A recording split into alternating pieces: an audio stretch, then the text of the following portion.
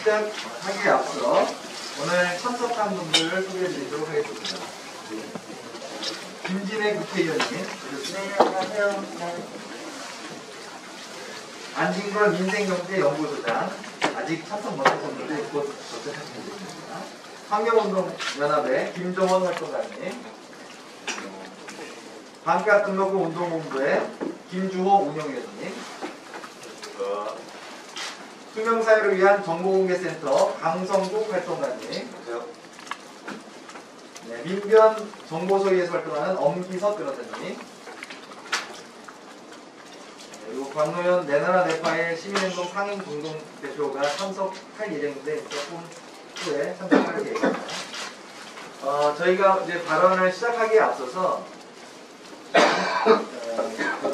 지금 야당 또는 언론에서 왜 선거를 앞두고 이런 사찰 얘기를 꺼내느냐, 선거용 아니냐 이런 말씀을 많이 하셔서 저희가 지금까지 해왔던 운동의 경과를 짧게 한번 말씀드리겠습니다. 저희가 내나라 내파의 시민행동은 2017년 10월 24일에 정보공개 정보 운동을 돌입하겠다는 기자회견을 개최했습니다.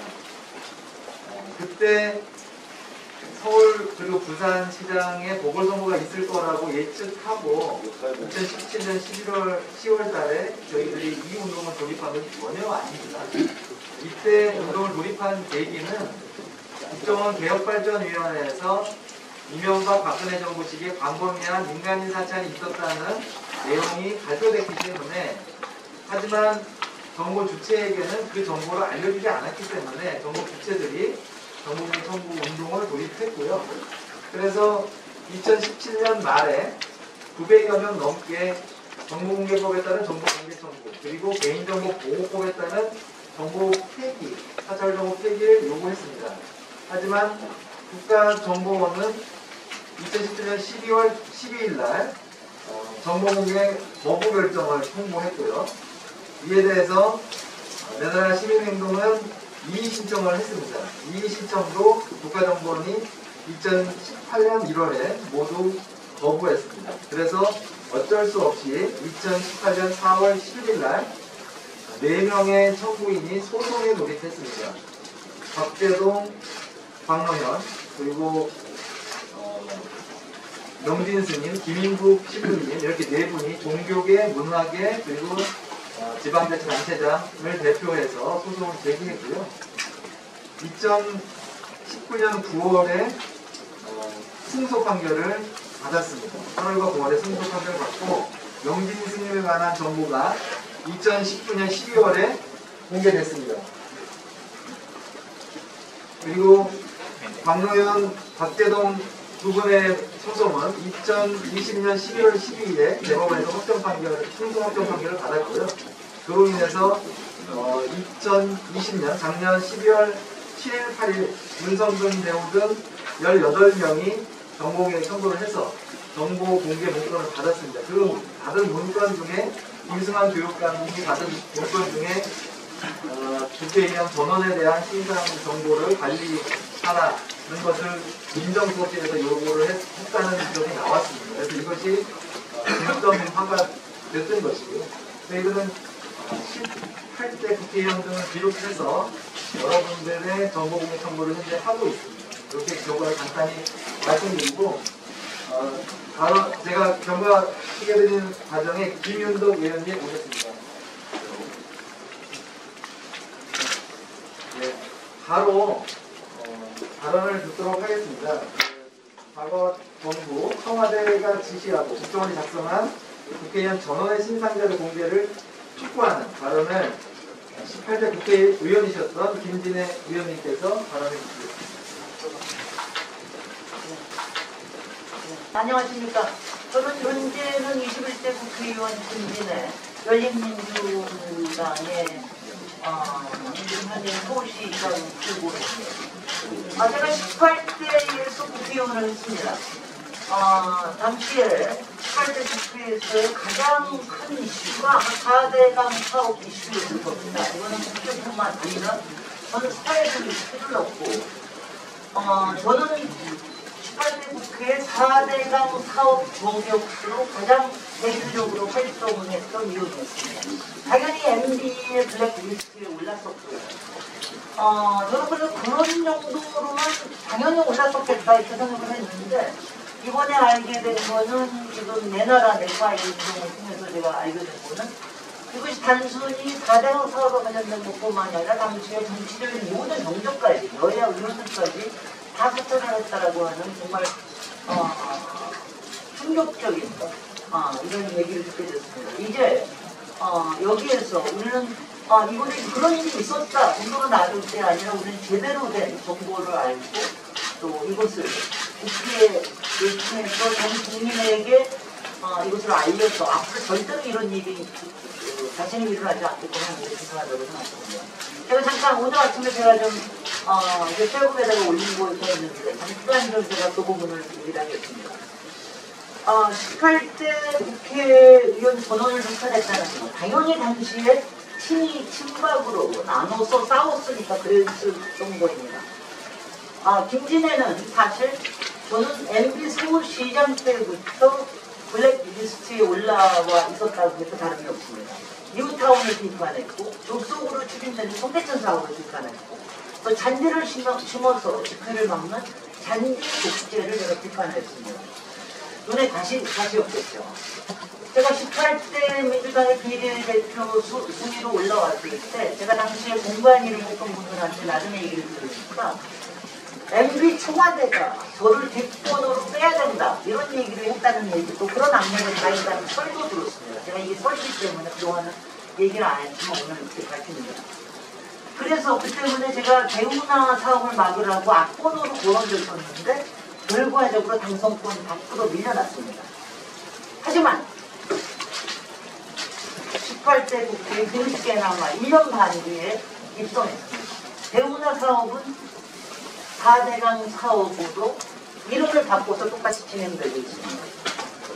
그래서 저는 4대강 사업 저격수로 18대 국회를 가장 대표하는 국회의원이 됐고요. 당시에 세종시를 행정중심 복합도시를 무력화하는 이런 시도도 막아내는데 제가 앞장섰습니다.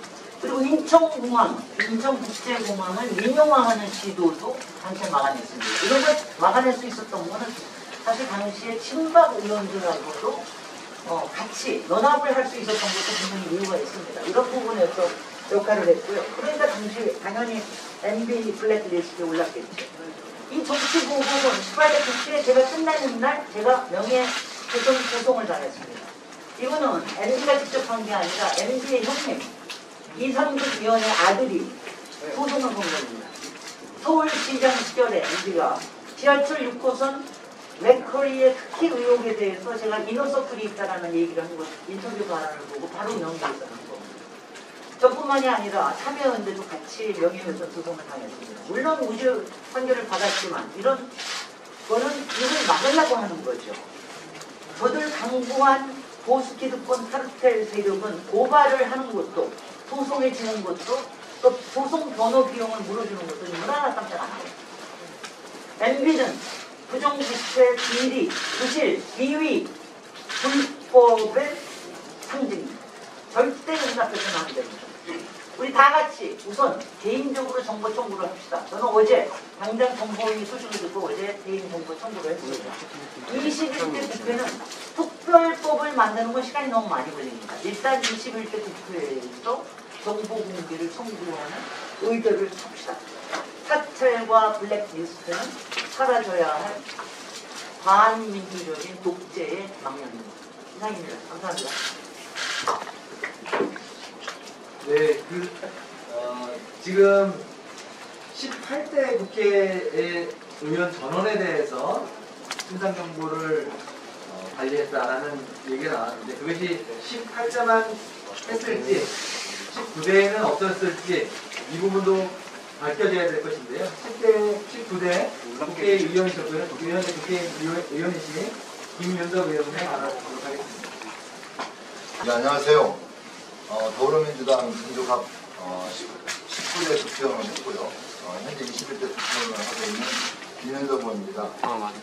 18대 이명박 정부에서 국회의원 사찰을 했는데요. 19대 박근혜 정부에서도 반드시 국회의원 사찰이 이루어졌을 것이라고 그렇게 생각하고 있습니다. 개인 사찰 정보 공개 신청을 우리 연영화 대파의 시민행동을 통해서 신청을 했는데요. 이명박 정부와 박근혜 정부에서 벌어진 국회의원 사찰, 또 우리 지방자치단체장에 대한 그 사찰과 공작에 대해서 반드시 규명이 이루어져야 되겠다 이렇게 생각을 하고 있고요. 또 그 일을 진행한 사람의 책임 있는 그런 규명이 필요하지 않을까 생각하고 있습니다. 특히 당시에 이명박 정부의 정무수석을 역임했던 박형준 후보는 책임 있는 답변을 내놔야 된다 이렇게 생각합니다. 앞으로 이런 정보 공개를 계속적으로 신청을 해서 이명박 정부와 박근혜 정부에서 진행된 불법적인 사찰이 반드시 없어져야 된다. 책임 있는 규명이 이루어야 된다 이렇게 생각합니다. 고맙습니다. 네, 감사합니다. 지금 의원님들 발언 하긴 해주셨는데 후에 한번 그 구호를 한번 외치는 제가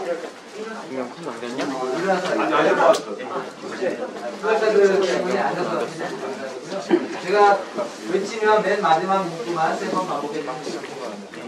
특별법에 미루지 말고 지금 당장 공개하라! 공개하라! 공개하라! 공개하라! 한 번 더 해주십시오. 특별법에 미루지 말고 지금 당장 공개하라! 공개하라! 공개하라! 공개하라! 네, 감사합니다. 지금 발언과 구호 사이에 몇 분 더 도착하셔서 드리겠습니다. 지금 이 내나라 대파의 시민행동 운동을 2017년부터 같이 해주시다가 이번 국회에 들어서 국회의원이 되신 강민정 의원님도 참석해주셨습니다. 그리고 안진걸 인생경제연구소장님도 참석해주셨습니다. 안녕하세요. 박노현 내나라 대파의 시민행동 공동 상임대표님께서도 참석해주셨습니다. 안진걸 인생경제연구소장님 반갑습니다. 네, 안녕하십니까. 그리고 국정으로부터 고통받고 사찰당한 여러 피해 단체, 피해 시민 여러분들께도 연대와 존경의 마음을 표합니다. 저는 이명박 정권 당시에는 참여연대에서 민생팀장이나 협동사무처장으로 일하고 있었을 때였습니다. 근데 사실 제가 정말 실제 경험인데요. 나중에 이제 공개된 문제를 보면 그 주요 모든 우리나라 주요 방송의 시사 프로그램의 진행자, 출연자, PD, 작가까지 성향을 분석하고 그것들에 대해서 문제를 삼고 내용의 순화를 시도하고 그것도 안 되면 출연자나 진행자를 교체하고 그것도 안 되면 프로그램을 폐지까지 한다라는 굉장히 문서가 공개돼서 굉장한 충격을 줬습니다. 네, 오늘 의원님들도 그런 공포와 고통 속에 사셨지만 이명박 정권, 박근혜 정권 때 우리 국민들이 절실하게 원해서 전개되었던 반값 중립 투쟁이나 4대강 죽이기, 4대강 파기에 대해서 순수한 마음으로 열정을 다해서 뛰어들었던 환경운동가들까지도 그런 고통과 충격을 당시에 겪었어야 했었거든요. 그래서 이제 당시에도 간간히 알려졌지만 내나라 내파일 선생님들에 대해서 그 전모가 이제 부분적으로 본격적으로 드러나기 시작한 것입니다. 저희가 뭐 이것을 보궐선거 앞두고 계획했을 리도 없고 대한민국에서도 당연히 그렇게 생각하실 수밖에 없잖아요. 대법원 판결이 있었던 것이거든요. 그분들이 애써서 만드는 판결을 의도해서 저희는 당연히 지금에서 언제 하겠어요. 왜냐하면 이런 일들은 시간이 가면 갈수록 진상이 어려워지고 자료가 또 소실될 우려도 있습니다. 그래서 저희들이 본격적으로 지금 나설 수밖에 없던 점 말씀드리고요. 그 다음에 지금 이제 우리 시민사회단체 일꾼들이나 이 사찰 피해자님들 만나면 다 같이 이렇게 하십니다. 자기 이름이나 자기 단체 또는 어떤 특정 캠페인 이름이 제목에 있거나 본문에 있으면 모두 공개하면 되는 일이다. 너무 간단하잖아요. 무엇을 특정해라는 것입니까? 그러면 그냥 안진걸이라는 이름을 제목과 본문에 쳐서 사찰하고 저를 좌파 선정꾼으로 악담 수준의 토론꾼으로 몰아간 자료가 일부 공개됐는데 그 외에도 있으면 다 공개하면 되는 겁니다. 다만 본인이 개인정보 보호 원칙하에 본인이 받아보고 본인이 도저히 공개 못할 어떤 사정이 있으면 그것을 공개 못하는 거죠. 저희가 그까지 억지로 볼 필요는 없다고 생각합니다. 그러니까 특정 어떤 문서를 특정이라는 것은 공개하지 않겠다는 말을 바로 그러면 이런 거잖아요. 안진걸의 친북 종북 활동 파일 이런 식으로 정리해가지고 제출해라는 건데 어떻게 그렇게 할 수가 있습니까? 그냥 김진애 전 의원님 김진애 딱 쳐가지고 본문하고 제목에 있는 걸 다 뽑아서 그냥 김진호 드리면 김진호 의원님 보고 공식적인 내용, 사정 내용을 공개하면 되는 것이고 이런 일이 있었다고. 그래서 바뀐 국정원에서도 굉장히 실망스러운 특정 도대체는 오늘 문서 보시면 특정 타령 뭘 특정해라 이렇게 특정해달라 이런 식으로 계속 타령을 한다라는 취지로 제가 비판해놨습니다. 그래서 저희들 그동안 공익적인 캠페인까지도 공작의 대상, 사찰의 대상 반값 등록금 정말 공작 문건 보면 살벌합니다. 얼마나 이 추접스럽고 비열한 짓을 했던 거 알 수 있고요. 마지막으로 오늘 자리에 못 오셨지만 김미아 개구먼 선생님께서 메시지를 저에게 주셨습니다. 짧게 제가 대독해드리겠습니다. 기억나는 대로. 당시에 실제 정말 무시무시한 그런 어떤 사탄이나 또 방송국 출연하실 때 실제 피해를 몸소 겪었다.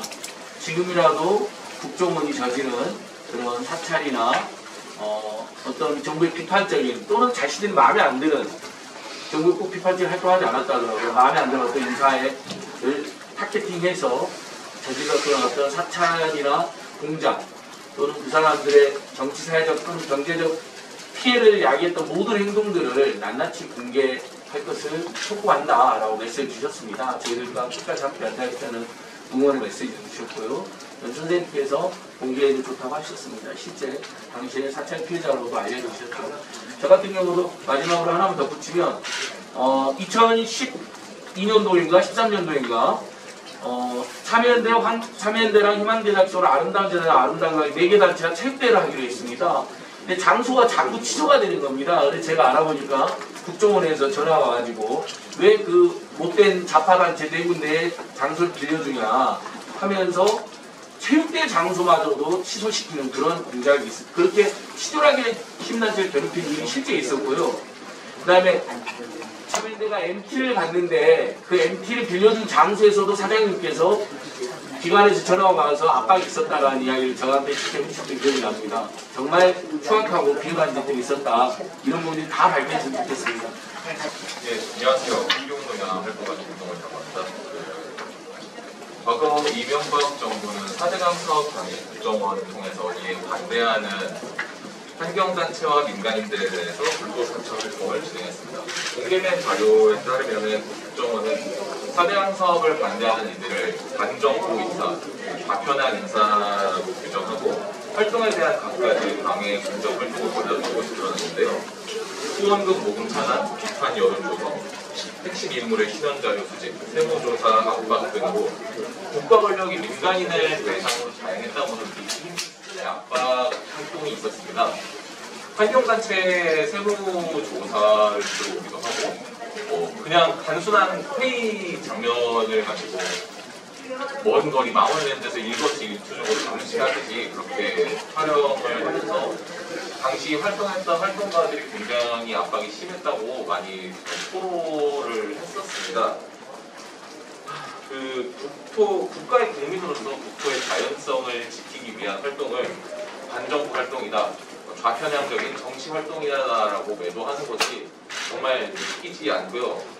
이러한 국가 권력이 시민들을 압박하는 이러한 활동들이 지속이 된다면 과연 누가 국가의 정책 활동이나 이런 것들에 대해서 어떤 시민들이 자신 있게 목소리를 낼 수가 있을까요? 정말 안타까운 일이고요. 이에 대해서 저희가 2018년 공개됐던 자료들을 통해 고소를 진행했던 것도 악화가 된 바 있습니다.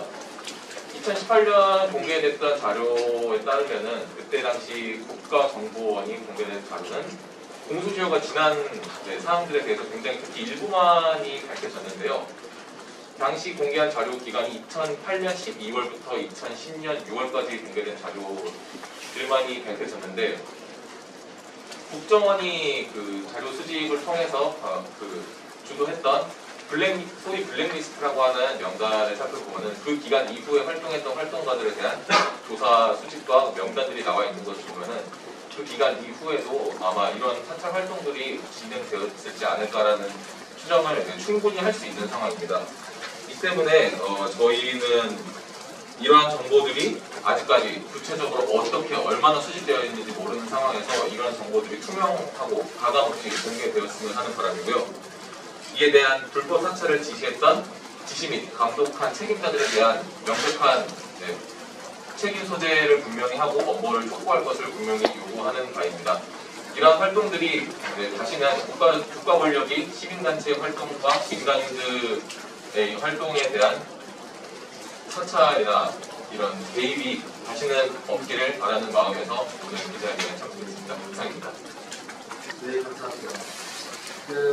다음으로는 MB 정부 당시에 이 반값 등록금, 그다음에 박근혜 정부 때도 있었던 이 반값 등록금 운동본부에 대해서 아주 광범위한 사찰을 하고 공작을 했다는 내용이 원세훈 전 국정원장 등의 판결을 보면 상세히 나와 있습니다. 그것에 관해서 정보를 아직 국정원은 전면적으로 공개하지 않고 있습니다. 그 피해자들을 대표해서 반값등록금 운동본부 운영위원이 김주 운영감독께서 말씀해주시겠습니다. 네, 안녕하십니까. 반값등록금 국민운동본부 운영위원으로 활동하고 있는 김주입니다. 참여연대 민생방문부 팀장으로도 활동하고 있습니다. 반값등록금 운동 관련해서 간단하게 뭐 다들 아시겠지만 좀 어떤 활동들을 했는지 좀 설명을 좀 드리면서 그 당시에 MB 국정원이 어떤 일들을 했었는지 설명을 드리려고 합니다. 2007년 대선 때 당시 이명박 후보가 반값등록금 공약을 내세웠습니다.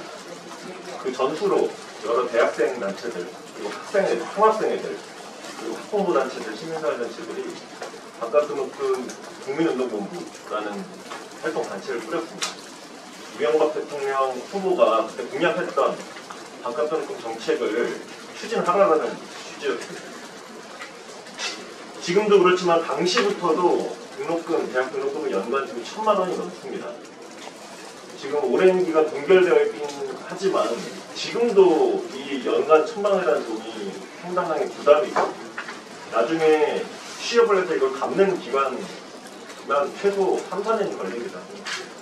10년 전이었으면 2007년, 2008년이었으면 이 부담이 훨씬 컸을 겁니다. 당시에 여러 대학생들이 등록금을 못 내서 군대를 가거나 또는 부모님이 그 등록금을 내지 못해서 스스로 목숨을 끊는 그런 일들이 있었습니다.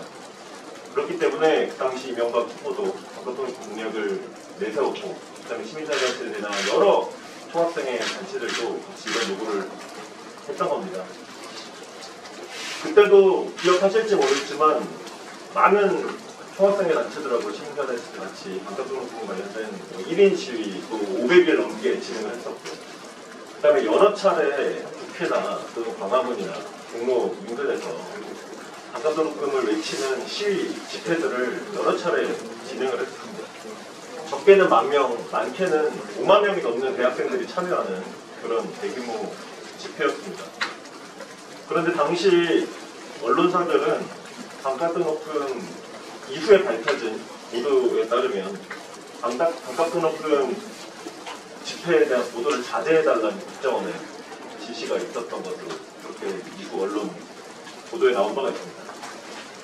당시 이 대학생들의 반값등록금 집회를 종북 좌파들의 시위다 이렇게 지칭하게 됐습니다.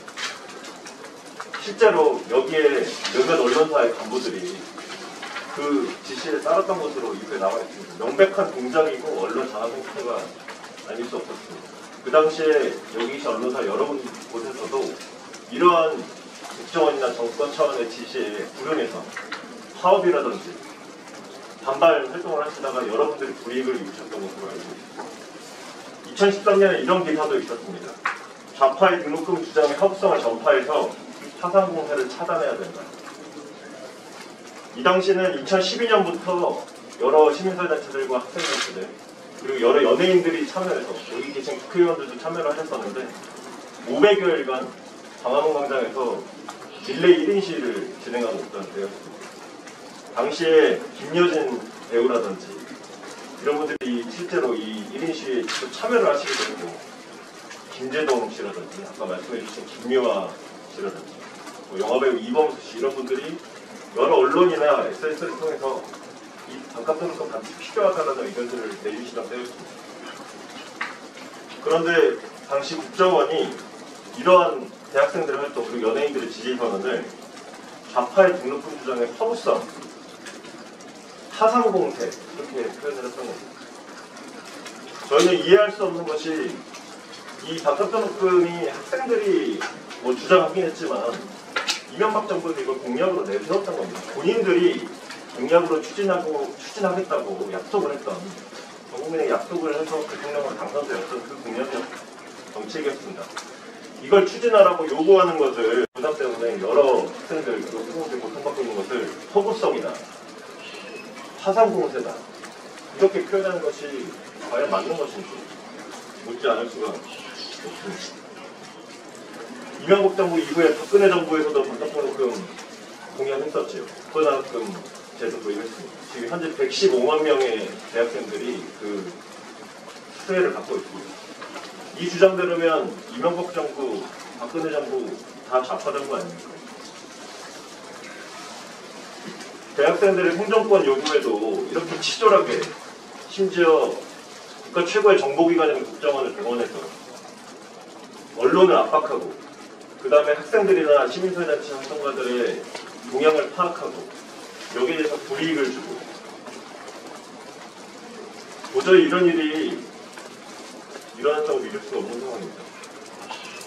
실제로 이 일이 있고 나서 많은 학생단체들이 이런 우려를 합니다. 나중에 이렇게 집회하고 활동했다가 취재원들 불이익이 있는 거 아니냐 이런 이야기를 너무나도 수도 없이 듣고 있습니다. 이런 불안감을 해소하기 위한 방법은 단 하나입니다. 정보를 투명하게 공개하는 겁니다. 과연 누구의 정보가 국정원으로부터 파악이 되었는지, 당시에 집회에 참여했던, 1인 시에 참여했던 학생들의 동향이나 성향 이런 것들이 파악이 되고 있었던 것인지, 실제로 이후에 취업이나 사회활동에 어느 정도 영향을 미치고 있는 것인지 이런 것들에 대한 정보를 투명하게 공개를 해줄 겁니다. 지금 국회가 계속해서 국정원장도 그렇고 특별법 제정해서 그때까지 좀 기다려라 이런 얘기를 계속 하는 것 같은데 기다릴 수 없습니다. 그 전에라도 법 개정되기 전이라도 하루빨리 이 정보들 투명하게 공개해서 더 이상 이 학생들과 학부모들이 불안에 떨지 않을 수 있도록 거기에 합격했던 시민사회단체 활동가들이 더 이상 불이익받지 않도록 정보를 투명하게 공개해 주시고 명백히 이 부분에 대해서는 국정원 차원에서 사과와 재발방지 대책 해주실 것을 다시 한번 요청드립니다. 감사합니다. 다음으로는 국민의 국정원, 그게 다시 국민들이 위임한 그 국민들을 위한 정보 기반으로서 다시 태어나게 할 수 있을 것입니다. 그리고 사찰 규모를 국민들에게 전면적으로 공개해야 된다라는 취지로 투명사회를 위한 정보공개센터에서 강성국 활동가님께서 알아해 주시겠습니다. 네, 안녕하세요. 강성국입니다. 좀 간단하게 발언하겠습니다. 국정원, 문재인 정부에서 국정원 개혁은 가장 중요한 공약 중에 하나였습니다. 그리고 지난해 그래서 취임한 박지원 원장님도 국정원 개혁의 어떤 마무리, 완수를 위한 어떤 인사로 임명이 되셨습니다. 그런데 지금 이런 질문을 하지 않을 수가 없습니다. 그래서 국정원 개혁을 왜 합니까? 국정원 개혁을? 중정부터 지난 60년 동안 사찰과 공작으로 민주주의와 사회 진보를 막고 사찰 피해자들의 삶과 영혼을 파괴했습니다. 그런데 어떻게 지금 이 사찰 정황들의 진상 규명 없이 국정원 개혁이 된다고 말할 수 있겠습니까, 실제로? 그래서 지금 지난해 일부 사찰 정보들을 사찰 피해자들이 대법원에서 승소를 하고 국정원에서 이제 사찰 정보를 공개하겠다. 그리고 사과도 하고 실제로 공개를 했습니다. 그런데 받은 정보는 과연 어떻습니까? 사찰 피해자들이 자기가 사찰된 정보 자체도 온전하게 내용을 파악할 수 없는 누더기 정보들이 왔고, 그리고 그 정보들의 정황상 자기가 사찰받았던 정보들의 전체 정보도 아니었고 아주 극히 일부분만 공개가 됐습니다. 그리고 나서 더 여기에 대해서 사찰 피해자들은 의혹을, 사찰 정보들이 훨씬 많다는 의혹을 가질 수밖에 없는 상태고, 여기에서 더 정보를 달라고 하면 국정원이 하는 말은 당신이 사찰을 어떤 사찰을 다녔는지 특정해서 정보 공개 청구를 하라는 말도 안 되는 소리를 하고 있습니다. 그래서 이런 의심을 지울 수가 없습니다. 실제로 국정원이 결국에 개혁을 하고자 한다면 진실을 대변하지 않고 어떻게 사찰에 대한 반성 없이 국정원 개혁을 완수할 수 있겠는가.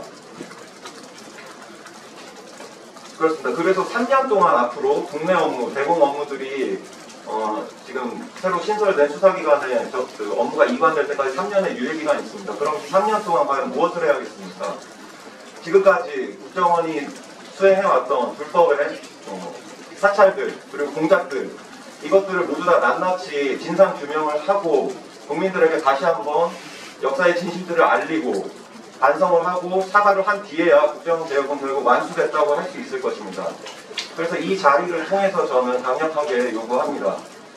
지금까지 자행되었던 불법 사찰의 규모와 정황들을 국민들에게 투명하게 공개해 주십시오. 그리고 두 번째로 사찰 피해자들이 별도의 정보 공개 청구가 없더라도 먼저 국정원이 사찰 피해자들에게 사찰 사실을 알리고 사찰 정보를 전부 투명하게 사찰 피해 당사자들에게 공개해 주십시오. 그리고 이 진상 규명을 위해서 국정원 혼자 스스로 실제로 이 진상 규명을 할 능력이 없습니다. 그래서 민간 전문가들과 국회와 함께 모두 참여하는 진상조사단을 꾸려서 이 진상조사를 수행할 것을 강력하게 촉구합니다. 이상입니다. 예, 돌아가셨습니다. 국가정보원이 신원조회라는 공무원의 신원조회라는 명목으로 광범위한 정보를 취득하고 그것이 조난자료의 기초가 되고 있는 문제점에 대해서 민변 정보소위에 설정하시는 엄기석 변호사님께서 전화해 주시겠습니다. 보신 분들 계실 텐데 대통령께서 쓰신 그 분명이라는 책에 보면 참여정부를 표구하면서 쓴 내용이 여러 가지 나오는데 그 중에 저기 있습니다. 참여정부에서 민정수석을 두 번 하면서도 끝내 이루지 못해서 아쉬운 게 여러 가지가 있는데 대표적으로 두 가지가 있다. 이것은 공수처 설치를 못한 것과 국가보안법을 폐지하지 못하겠다. 그런 얘기 나옵니다. 그런데 이제 그분이 드디어 이제 대통령이 되셨는데, 그래서 2019년 2월에 청와대에서 국정원 건설전략 전략 회의를 하셨는데, 20대 국회에서는 공수처 설치가 국회 차원에서는 공수처법이 통과되면서 완성이 됐고, 지금은 이제 공수처가 출범을 했습니다. 그런데 국가보안법 폐지를 비롯한 국정원 개혁은 20대 국회에서는 전혀 제한이 없었습니다. 그리고 이제 21대 국회에 와서도 드디어 겨우 이제 국정원법이 개정이 돼서 수사권을 이제 회신에 기관하도록 법이 개정이 됐는데, 그것도 결국 이제 3년 유예가 됐고, 또 저희나 시민단체에서 많이 반대한 새롭게 조사권이 부여됐습니다. 그래서 사실은 조사는 남용에 따라서는 수사와 비슷하게 운영될 수도 있고 그런 상황인데, 그러면 왜 이렇게 국정원 개혁이 잘 안 될까? 그것은 국정원이 개혁을 방해내게 저지할 수 있는 힘을 갖고 있기 때문이다 이렇게 보이고, 그럼 그 힘은 어디에서 나오는가? 지난 한 언론사 보도에서 보면은 그때 국정원 이제 대부 시리즈를 낸 게 있는데 거기에 보면 전환자료 관한 게 나옵니다. 그 신문 기사에는 국정원 조직 실장급 간부의 그 발언을 따옴표로 인용하면서 국정원이 가진 힘의 실질적 원천은 전환자료다 이런 내용이 나옵니다. 그리고 이제 오늘 기자회견에 초대가 되기도 했는데 지난 1월 22일 KBS 시사직백에서는 국정원 전환자료를 실체라는 제목으로 여러 가지 이제 사찰에 관한 보도를 했습니다. 저희가 연구한 결과로는 이 국정원이 가지고 있는 힘의 원천은 전환자료인데 그 전환자료가 공무원 인간인의 사찰의 근거가 되고 자기들의 개혁을 저지 방해할 수 힘의 원천이 되는데 그 전환자료의 기초가 되는 것은 신원 진술서라고 판단이 되고 그럼 신원 진술서는 언제 작성되냐면 신원 조사를 받기 위해서 작성이 됩니다. 그런데 저희가 이제 법률가로서 연구한 거에 의하면 신원 조사는 헌법에 위반되고 위반합니다. 그 신원 조사의 대상은 공무원뿐만 아니라 민간인 대상이 되고 작년 초까지는 해외여행을 가기 위해서 민간인의 해외여행을 가기 위해서도 신원 조사를 받아야 되고 공무원은 임용되기 위해서 입법행정사법공무원은 다 임용되기 위해서 신원조사를 받아야 되고 그런데 공무원에 대한 신원조사는 헌법이 보장한 공무담임권을 제한해서 위헌이고 민간인에 대한 신원조사는 직업선택의 자유와 거주 이전의 자유를 제한하기 때문에 위헌 위법입니다. 우리 헌법에 의하면 헌법에 있는 국민의 기본권을 제한하려면 국회가 제정한 법률을 해야 되는데 지금 국정원 원칙적으로 3급 이상 고위공무원은 국정원이 하고 4급 이하는 경찰청이 하는데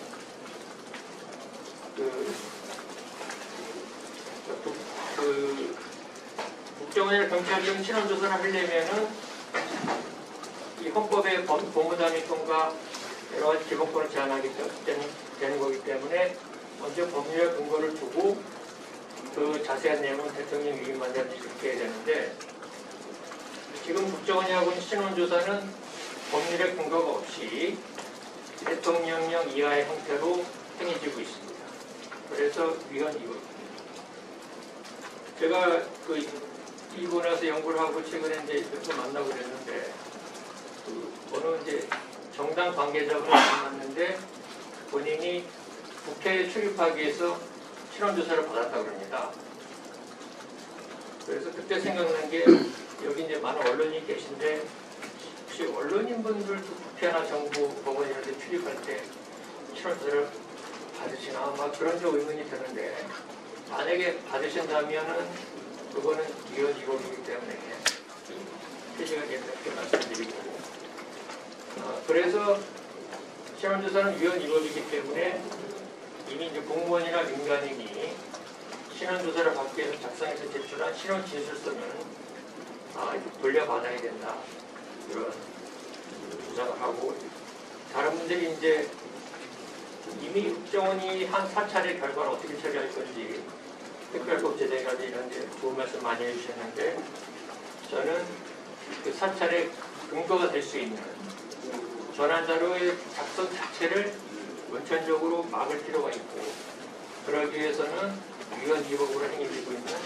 신원조사를 폐지해야 된다. 그 주장입니다. 제가 드릴 말씀 많은데 일단 이 정도로 말씀드리고 혹시 뭐 질문 주시면 제가 추가로 말씀드리겠습니다. 네, 다음으로는 마지막 발언인데요.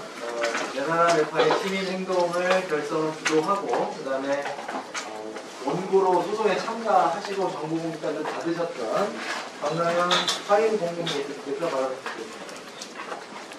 네, 국회 정보위가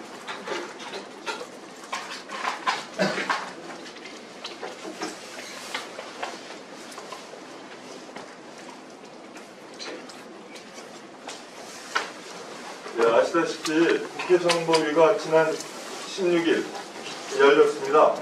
박지원 국정원장을 불러서 보고받고 질의응답했습니다. 주제는 18대 국회의원 전원에 대한 당시 청와대의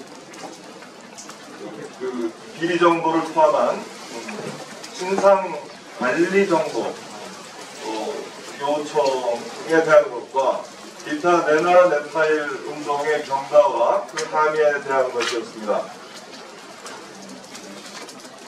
저희 내 나라 내 파일 시민 행동이 불법 사찰 파일의 문제를 공식적으로 제기한 것이 3년 전의 일입니다. 그런데 그동안 국회 정보위는 처음으로 이 주제를 다룬 겁니다. 정말 만시지탄입니다. 3년 전에 마땅히 정보위를 열어서 국정원이 봉인했다고 하는 불법 사찰 파일을 어떻게 처리할 것인지를 논의했어야 됩니다.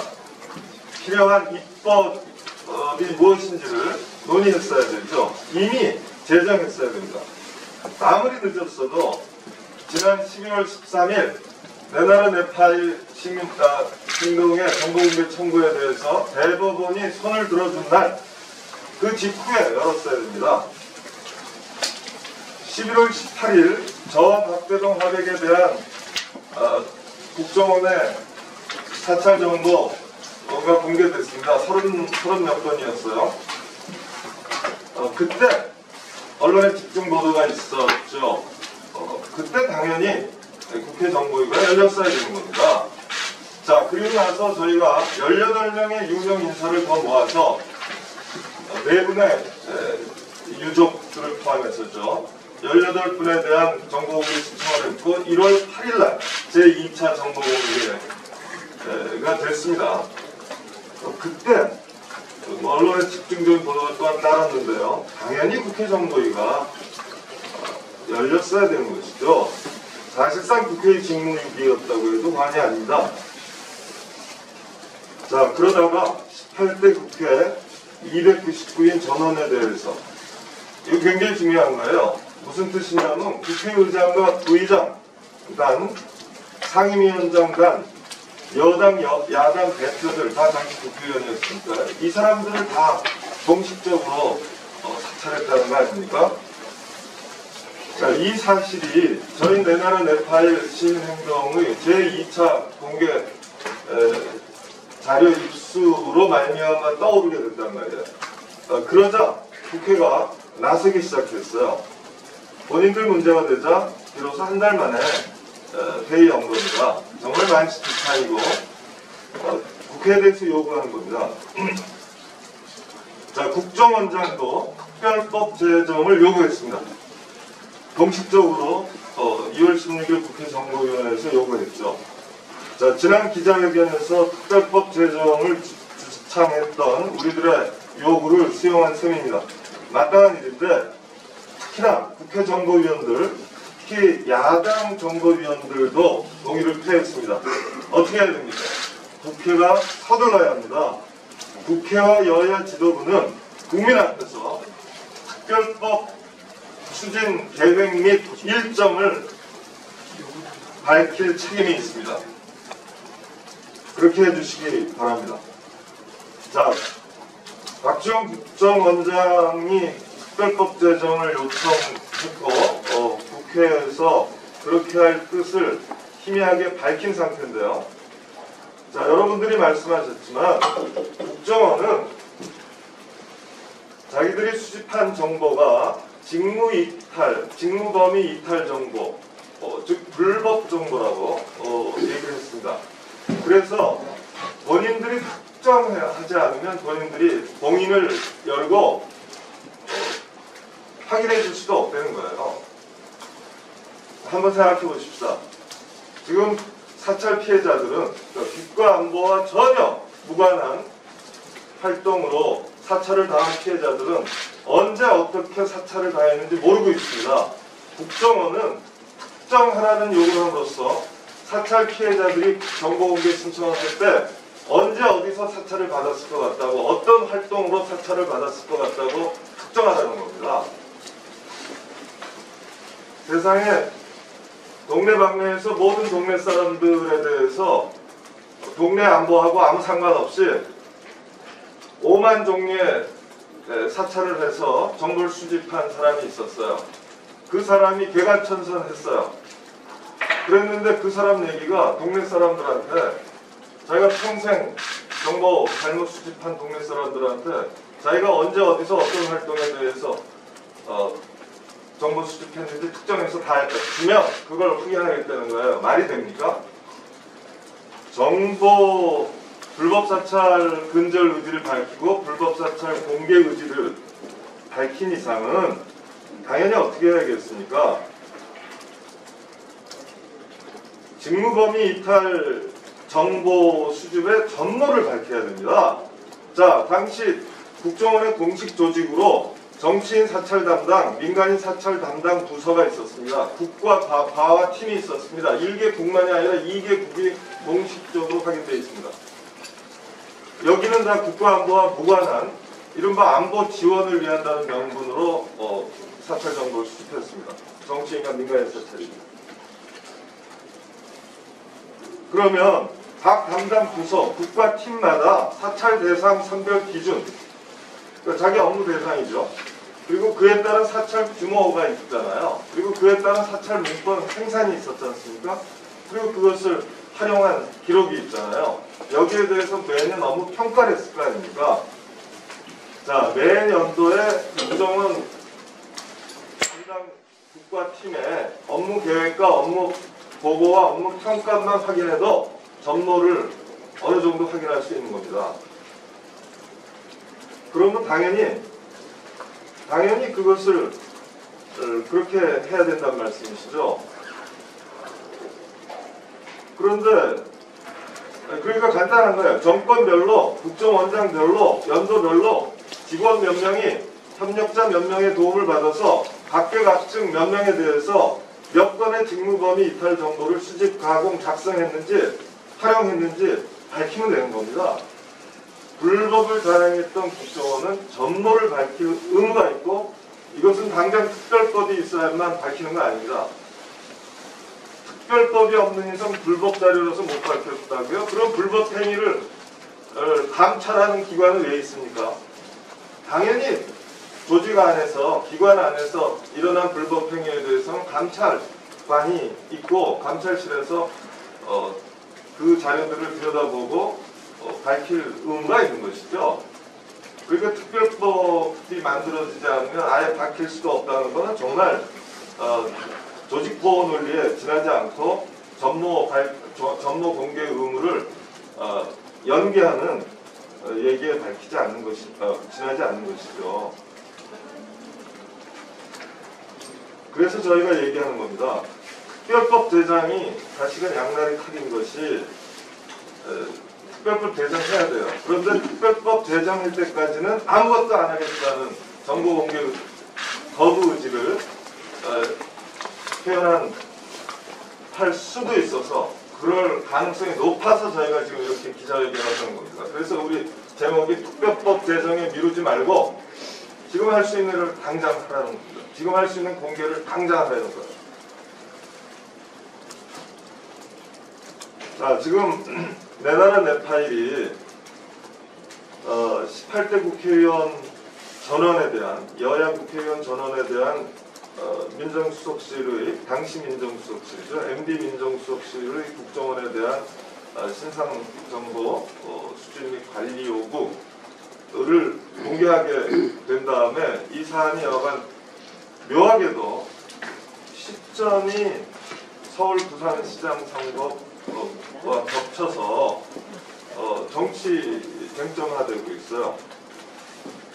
그런데 저희가 말씀드린 것처럼 내 나라 내 파일 시민행동은 이미 3년 전에 활동을 시작했고 작년 11월 13일부터 대법원에 판결이 있었고 그 후로 2차례에 걸친 국정원의 정보 공개가 있었습니다. 그리고 그 중에 한 규절을 저희가 주목해서 언론에 공개를 했던 것이고요. 이런 사정에 어떠한 정치적 요소도 정치적 동기도 없습니다.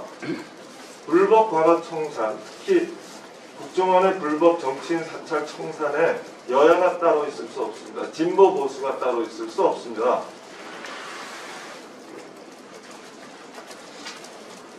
지금 박형준 시장 후보 때문에 치열한 정쟁 대상이 되고 있는데 우리는 후보에 대한 알 권리가 더 중요하다고 판단합니다.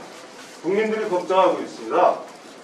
국민들이 합리적 의심을 거두지 못하고 있습니다.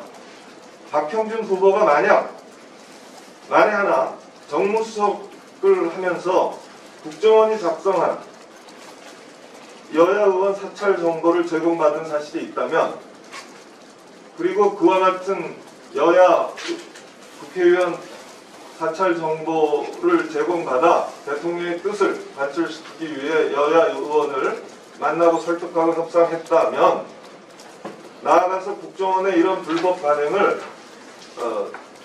MB 정부의 실세 중 한 사람, 특히 청와대의 정무수석으로서 만류하거나 중단시키려 노력하지 않고 대통령의 뜻을 관철시키는 데 쓴 사실이 있다면 후보 자격이 있을지 의문이라고 많은 국민들이 생각하고 있는 겁니다. 그래서 저는 박형준 후보에게 요구합니다. 위에서 말씀드린 세 가지 사실이 있었는지 여부는 사실 확인의 문제이지 가치 평가의 문제가 아닙니다. 따라서 정치 투쟁의 대상이 될 수 없습니다. 그렇기 때문에 박형준 후보 스스로 국정원과 국가기록원 등에 지금 관련 문건들이 보관되어 있기 때문에 본인의 주장에 배치되는 사실이 있는지 없는지 철저하게 확인과 검증을 요구해야 된다고 생각합니다. 그것이 그 시절 국민에 대한 예의이자 지금의 부산 시민에 대한 예의다, 이렇게 생각합니다. 끝으로 저희는